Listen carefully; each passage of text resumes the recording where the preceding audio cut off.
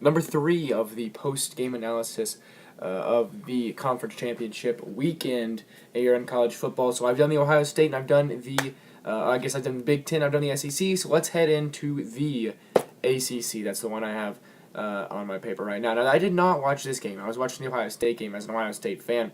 And you may ask, why are you doing this? I love college football. This is big college football news. Obviously, we're getting down to the wire with who makes the playoffs and who doesn't. So that is why I am giving my analysis / just my feedback for the game. So Miami versus Clemson, it was basically a blowout, 38-3. And I mean, if that's not domination, then I don't really know what is. 59-0 over Wisconsin in 2014. That's what I think about domination in a conference championship game. And this was domination. There's no other way around it. Only 214 yards of offense for Miami, 3 turnovers. Rozier, under 50% completion percentage, only 110 passing yards, 0 passing touchdowns. Obviously, they didn't have a single touchdown on the day. And then 2 interceptions, running 10 carries, 19 yards. And that's all I wrote down for Miami. No one else had a big impact. They did have some running back go for about 6 carries for 44 yards. And that's where most of those yards came from. Again, I did not watch this game, so stats, I'm sure, do not say everything about the game. And I want to make sure I preface that in this video.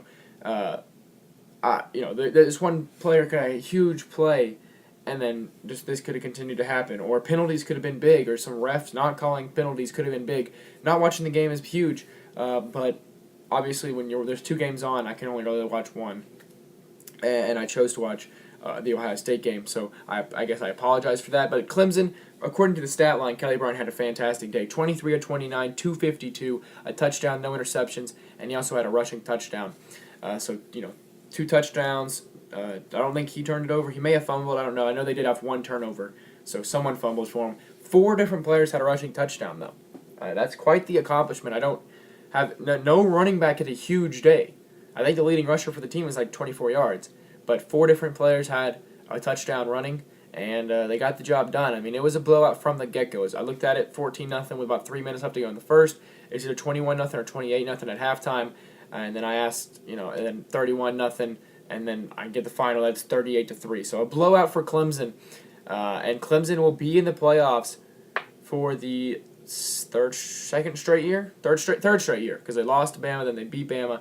So for the 3rd straight year, 3 out of 4 years, but now 3 straight, Clemson will be in the college football playoff, probably as the number 1 seed, possibly the number 2 seed. I think them and Oklahoma will battle out for that. But I think with this dominating of a victory, I think they'll remain at number 1 and probably play either Bama or Ohio State, which will be interesting. They also had McLeod, their leading receiver, 6 catches, 100 yards. I wrote that down. I feel like I should have added that.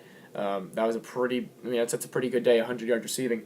Excuse me, is pretty big accomplishments. Now this opens up the discussion for, do I believe that Clemson can win the whole thing? And I do. I mean, I think obviously they're the number 1 team in the country right now for a reason. They are a talented football team. They proved it in this game, obviously, blowing out a team. I do think Miami was a little overrated. And if you're a Miami fan, I'm sorry if you're probably disliking and leaving some hate comment in the comment section down below. But I think you guys were a little overrated. You barely beat a Florida State team that barely made a bowl game. When you beat Virginia Tech, I was impressed, but then Virginia Tech fell off at the end of the year. Notre Dame, you smashed them. How good was Notre Dame? We don't know. Stanford beat Notre Dame. Stanford almost lost to Oregon State. How good are these Pac-12 or ACC teams? To me, that's the big question. Like, we know how good these SEC teams are. We know how good the Auburn, Alabama, and Georgia were. Or at least we know how good Georgia. I think Georgia could have been in question, but coming out beating Auburn in the SEC championship game proved that they deserve to make the playoffs. We know how good Alabama is year in, year out. They've struggled with injuries, but they're still a talented team. We know how good Oklahoma is. They beat, the Big 12 may not be the most powerful conference, but they smashed TCU today. They've beaten Ohio State, and they obviously deserve that spot. To me, the Pac-12, obviously, I think was the worst conference this year in college football, not even having a team really in consideration. USC would be the only team. The team, I guess Washington was pretty close as well, but neither team really up there for the conversation for the playoffs. And so that would be the worst. But the ACC to me has been kind of a back and forth. Like, are these teams like Clemson and Miami beating really that good? Miami beating Notre Dame. I mentioned it. Notre Dame lost to Stanford. Stanford barely beat Oregon State. How good is Clemson? But after today's game, I don't care how overrated Miami may have been in my eyes. Clemson blew them out. They beat them by 35. So there's not much else I can say. Clemson deserves to be in the playoffs, I believe, and I believe they will be the number 1 seed going up against, as I mentioned earlier, either Bama or Ohio State. So congratulations if you're a Clemson fan. If you're a Miami fan, I think you have to take this season and be happy with it. Obviously, you did not want to end the year with back-to-back losses, and you're from playoff hopes after beating Notre Dame. All you had to do was just beat Pittsburgh, and then you maybe had to win the ACC championship to still be in consideration. You lose to Pittsburgh, and now you lose in the ACC championship, and you're pretty much out of conversation. But it was a good year.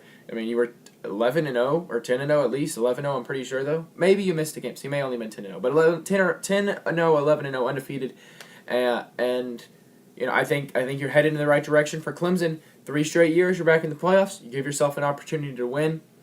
Kelly Bryant looked good today. Maybe he can get back on track. He's definitely slowed down the second half of the season. But if he can play like he did today against Alabama or Ohio State, then it should be a fun game. I would like to see either matchup. Obviously, I'd love to see Ohio State in it because I am an Ohio State fan. I don't believe that we will, or I don't believe we deserve to. I believe Alabama deserves to be number 4 team, and that would be fun too because that's the rematch of last year's championship. But if it was Ohio State, that'd be a rematch of a blowout last year, and it could be a revenge game as the media would probably put it. So if you enjoyed this post-game analysis, recap, whatever you want to call it, I put analysis because it sounds fancier in the title, but then please hit the thumbs up button. Leave your opinion on who are the Final 4. Obviously, we have 3 of the teams down. Who do you believe the 4th team will be and why? And subscribe to the channel for more sports content, any sport but college football. As I've already uploaded the Big Ten and the SEC championship game analysis, and I'll upload the Big 12 analysis after this video. So subscribe to the channel so you can see those, and I'll see you guys later.